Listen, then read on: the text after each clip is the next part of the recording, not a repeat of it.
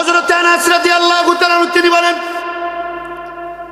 হাদিস শরীফের ভিতরে আসলো বিশ্বনবী সাল্লাল্লাহু আলাইহি সাল্লাম একদিন এরকম সাহাবীদের সামনে, আপনার আমার কলিজার টুকরা নবীজি বসা, আল্লাহ নবী সাহাবা আজমাইনদের সামনে কোরআন আল কারীমের দার্স দিচ্ছিলেন।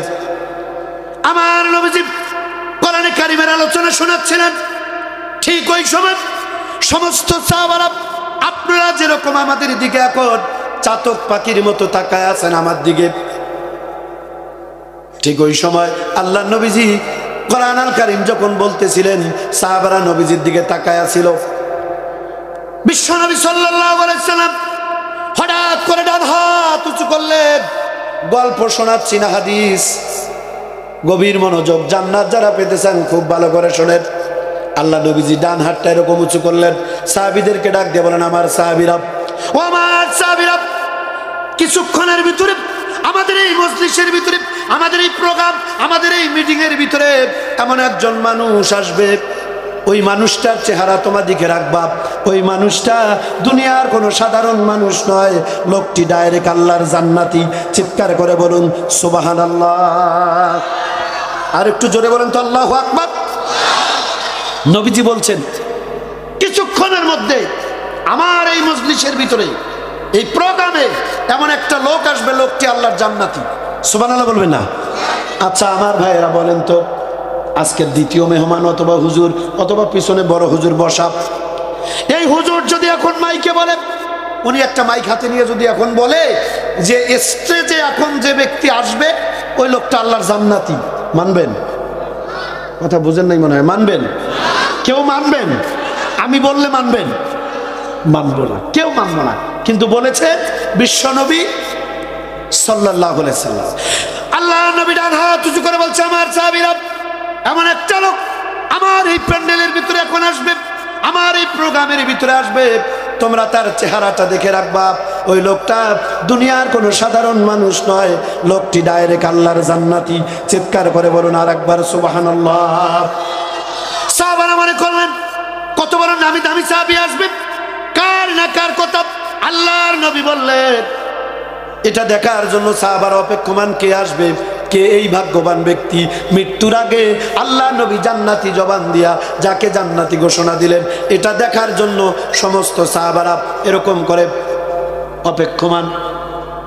কিছুক্ষণের ভিতরে এরকম একজন সাদামাটা মানুষ, আল্লাহ নবীর একজন সাদামাটা সাহাবী, জনৈক এক সাহাবী, সদ্য অজু করেছে, অজুর পানিগুলো এখনো দাড়ি থেকে, শরীর থেকে টপ টপ টপ টপ করে পড়তেছিল।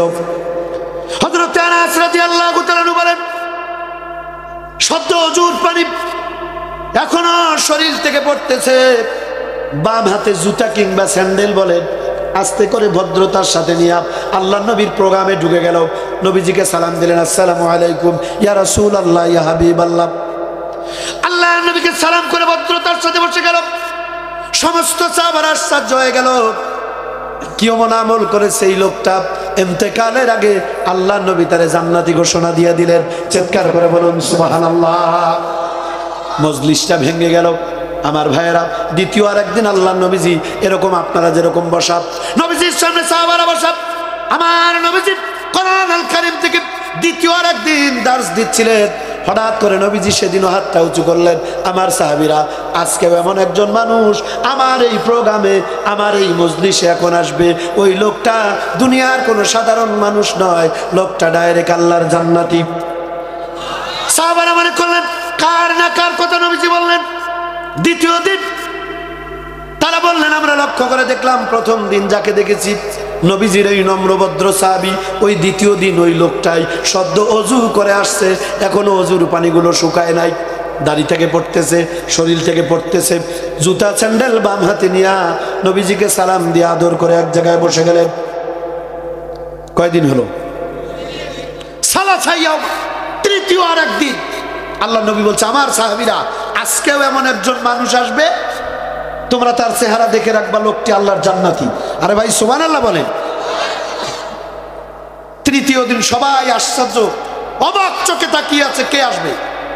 হাদিস শরীফের ভিতরে আসলো, প্রথম দিন যাকে দেখেছে, দ্বিতীয় দিন যাকে দেখেছে, তৃতীয় দিন ওই সাহাবী অজু করে নবীজির প্যান্ডেলে ঢুকে গেল। এই বাদাম করে না, এগুলো বাদাম খোর। জান্নাতে তো কলা খাবি বেটা গিয়া, আল্লাহর জান্নাতে বসে ফালতু খাবার কেউ খায়? এখন কোরআনের দিকে কান লাগাও, এত দামি কথা হচ্ছে না, গল্প করে বাদাম খাচ্ছে। মন খারাপ করবেন না ভাই আমার, আমার সম্মানিত মা বোনেরা। নবীজি বলেন তৃতীয় দিন আজ ওই মজলিসের ভিতরে এমন একজন জান্নাতি মানুষ আসবে, তোমরা তার চেহারা দেখে রাখবা। সাহাবারা বলেন আমরা খেয়াল করে দেখলাম, প্রথম দ্বিতীয় দিন যাকে দেখেছি, তৃতীয় দিন আল্লাহ নবীর ওই জনৈক নম্র ভদ্র সাহাবী ওযু করে প্যান্ডেলে আসলেন, নবীজিকে সালাম করে বসে গেলেন।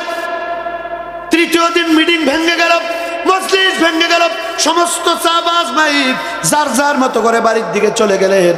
আল্লাহ নবীর একজন যুবক সাহাবী হযরত আব্দুল্লাহ ইবনে আমর রাদিয়াল্লাহু তাআলা আনহু, তিনি বলেন আমার অন্তরে বড় হিংসা, এই লোকটা কি এমন আমল করেছে, একদিন নয়, দুই দিন নয়, কয়দিন?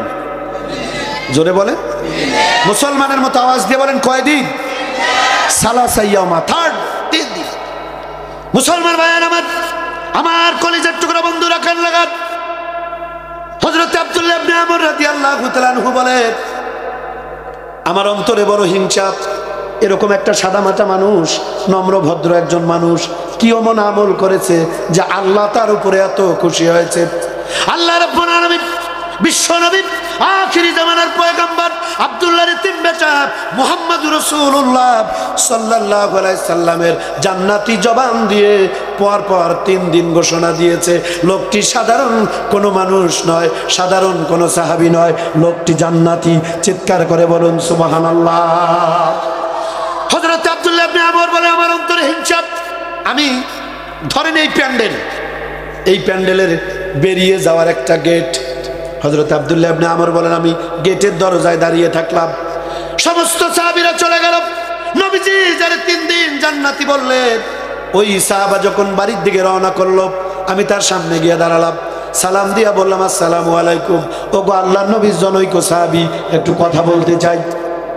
হযরত আব্দুল্লাহ ইবনে আমর বলেন একটু কৌশল করলাম, বুদ্ধি খাটালাম, কৌশল অবলম্বন করলাম, একটু বুদ্ধি খাটালাম। কি বুদ্ধি? যে বিশ্ব নবী যারা 3 দিন জান্নাতি বলেছে, লোকটা কি আমল করে এটা আমারে দেখা লাগবে, যেমন করে হোক এই আমল আমারে দেখতে হবে। ওই আমল দেখার পরে আমিও যেন ওই আমল করে আল্লাহর জান্নাত পেয়ে যাই। আরে ভাই সুবহানাল্লাহ বলেন। হযরত আব্দুল্লাহ ইবনে আমর বলেন একটু কৌশল করলাম, কেমন করে তার আমল দেখা যায়।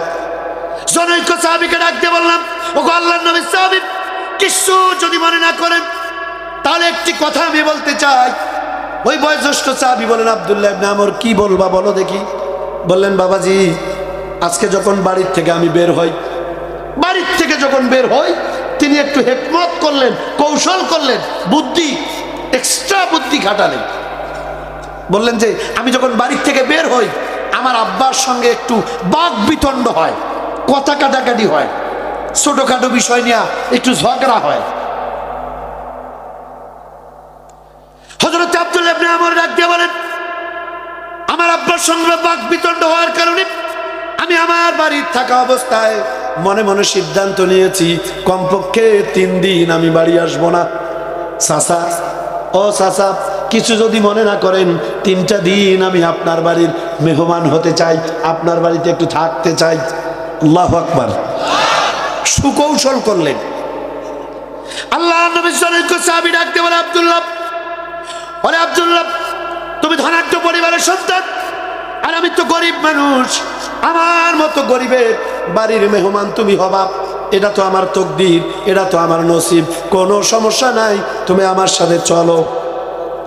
এখন প্র্যাকটিক্যাল একটু মিলান, দেখবেন বাংলাদেশের বাস্তবতায় কথা যদি আমি বলি, আমার দেশের আমাদের বিভিন্ন অঞ্চলের একটা রেওয়াজ আছে, কোন ধনী মানুষ যদি কোন গরিব মানুষের টেলিফোন করে বলে যে সলিমুদ্দিন, আগামী অমুক তারিখে তোর বাসায় আসতেছি, কোথায় নাকি স্যার, কবে আসবেন, কয়টার সময়, দিনে না রাতে, একা না ভাবি সহ, কথা কর না কেন? গরিব মানুষ খুশি, হাঁস খাবেন না গরু, কি কি খাবেন একেবারে সব বলা শেষ। গরিব মানুষের বাড়িতে ধনী মানুষ আসবে, গরিব মানুষ কোথায় কি মনে হয় কলিজাটাও খাওয়াতে চায়। আর যদি কোনো গরিব ধনীকে ফোন করে কয় স্যার অনেক দিন থেকে মনে চায় আপনি তো আমাদের বাড়ি 3-4 বার আসছিলেন, বড় ইচ্ছা একটা দিন আপনার বাড়ি একটু যাবো, কয় কবে আসতে চাইছ? মানে আমার রংপুরের আঞ্চলিক ভাষা, আপনাদের আঞ্চলিক ভাষাগুলো বুঝতেছেন? কয় কবে আসতে চাস? কয় সিদ্ধান্ত নিছি স্যার 7 দিনের মধ্যে যাবো। কয় আরে আমি তো একটু মোস্ট ইম্পর্টেন্ট ওয়ার্ক জরুরি কাজে একটু ঢাকা যাব, সেখান থেকে কক্সবাজারও যেতে পারি, কত এতদিন পরে একটু তুই আসতে চাইলি, আমি তো একটু কক্সবাজার যাব, 1 মাস পরে আয়। তার মানে বোঝা যায় ওই গরিবটা ধনীর বাড়িতে যাবে, ওর সিটার মেহমানদারি করবে না। কথা বলেন, কথা ঠিক কিনা? আর ধনী যাবে গরিবের বাড়িতে, গরিব মনে হয় কলিজাটাও খাওয়াতে চায়। সব ধনী এরকম তা বলছি না, তবে ম্যাক্সিমাম ধনীরা অন্যায়ভাবে যারা অবৈধ সম্পদ ইনকাম করে, সম্পদের পাহাড় করে, তারা মানুষকে খাওয়াতে চায় না, দিনের জন্য খরচ করতে চায় না। ওরা চায় আরো বাড়ুক, আরো বাড়ুক, আরো বাড়ুক। কথা বলেন, কথা বলেন। সম্মানিত ভাইয়ের, আমি কথা লম্বা করবো না, কেন লাগান। হযরত আব্দুল্লাহ ইবনে আমর বলেন 3 দিন আমি তার বাড়িতে থাকবো। একটু কৌশল করে বললাম আব্বার সঙ্গে আমার একটু বাক বিতণ্ড হয়েছে, কিছু যদি মনে না করেন 3টা দিন আমি আপনার বাড়ির মেহমান হতে চাই। আল্লাহ নবী সাহাবী বলেন আব্দুল্লাহ চলো। হযরত আব্দুল্লাহ তার বাড়িতে মেহমান হওয়া এটা কিন্তু তার উদ্দেশ্য না। উদ্দেশ্য লোকটা দিনরাত 24 ঘন্টার ভিতরে কি কি আমল করে, কোন আমল করবার কারণে আল্লাহ রাব্বুল আলামিন তার মর্যাদাকে জমিন থেকে আকাশ বরাবর বাড়ায় দিয়েছেন। আল্লাহ নবীর জান্নাতি জবান দিয়া 3 দিন ঘোষণা দিয়েছেন লোকটি আল্লাহর জান্নাতি। চিৎকার করে বলুন সুবহানাল্লাহ। হযরত আব্দুল্লাহ ইবনে আমর বলেন আমি চলে গেলাম প্রথম রাত, নবীজির জনৈক সাহাবীর সাথে থাকলাম। প্রথম রাত একসাথে জামাতের সাথে ইশা আদায় করলাম। ইশার নামাজের পরে দস্তরখানার ভিতরে আমরা খাইলাম। এরপরে খেয়াল করলাম সংসারের খোঁজ খবর নিল, বিবি বাল বাচ্চার খোঁজ খবর নিল। জিকির আজগার করতে করতে সূরা মুলক, তাবারাকাল্লাযী বিয়াদিহিল মুলক, সূরা মুলক তেলাওয়াত করে ছোট ছোট তাসবিহগুলো তেলাওয়াত করতে করতে আল্লাহর নবী সাহাবী এবার ঘুমিয়ে গেলেন। হযরত আব্দুল্লাহ বলেন আমি তো ঘুমাবো না, কারণ আমার টার্গেট লোকটা কখন ঘুম থেকে উঠবে, কখন কি আমল করবে, এটা আমারে দেখা লাগবে। বুঝে থাকলে কথা বলেন তো ঠিক কিনা? মনোযোগ আছে তো ইনশাআল্লাহ? আমার ভাইয়েরা, আমার মা বোনেরা, আল্লাহ নবী সাহাবী হযরত আব্দুল্লাহ ইবনে আমর বলেন আমি ঘুমাই না, তাহাজ্জুদ পর্যন্ত অপেক্ষা করতে থাকলাম কখন ঘুম থেকে উঠবে, কি কি গোপন আমল করবে, এক্সট্রা আমল করবে, এটা আমি দেখব। কিন্তু আশ্চর্যের বিষয় তাহাজ্জুদ পর্যন্ত ঘুমালেন, মাঝখানে আর ঘুম থেকে উঠল না। হযরত আব্দুল্লাহ ইবনে আমর বলেন ওযু করে তাহাজ্জুদে দাঁড়িয়ে গেল, আমিও তাহাজ্জুদের ভিতরে দাঁড়ালাম। আযান শুনে মসজিদে গিয়ে জামাতে ফজর আদায় করলাম। নামাজের পরে বাড়িতে আসলো, সূরা ইয়াসিন তেলাওয়াত করলো, ছোট ছোট জিকির আজগার করে আমাকে নিয়ে হালকা খাবার খেয়ে রিজিক অন্বেষণের জন্য ময়দানে ছুটে গেল। হযরত আব্দুল্লাহ ইবনে আমর বলে আমি আশ্চর্য হয়ে গেলাম, কই আমল করে, জামাতে ইশার নামাজ আর তাহাজ্জুদ আর জামাতে ফজর, আর তো তেমন কোনো আমল করলো না রাতে। এর থেকে অনেক বেশি আমল আল্লাহর নবীর কত সাহাবী করে। কথা বলেন ঠিক কিনা? আমার বাংলাদেশে এই মুহূর্তেও এর থেকে অনেক বেশি আমল অনেক মুসলমান করে।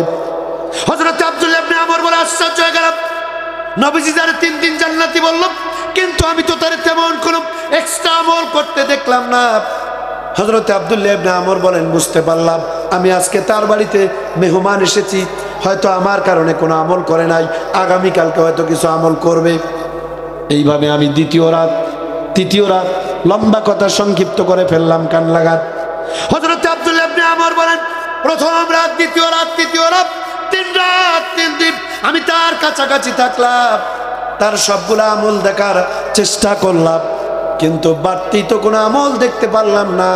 আমার বুঝে আসলো না আল্লাহর নবী কোন কারণে 3 দিন তারে আল্লাহর জান্নাতি বলে ঘোষণা দিলেন, আমার তো মাথায় আসলো না।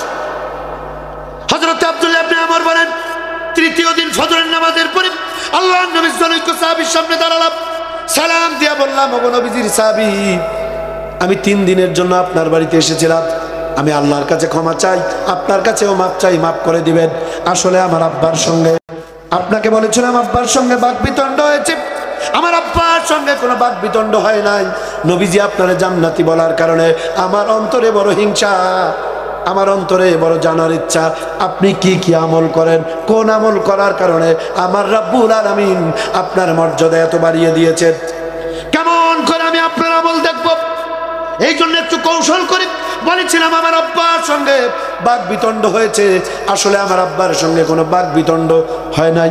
মেহেরবানি করে আপনি আমাকে মাফ করে দিবেন। কিন্তু আশ্চর্যের বিষয় বুঝতে পারলাম না নবীজি আপনারে কেন 3 দিন জান্নাতি বলল। আপনি যে আমল করে এর থেকে অনেক বেশি আমল আল্লাহ নবীজির অনেক সাহাবী করে। আল্লাহু আকবার বলেন।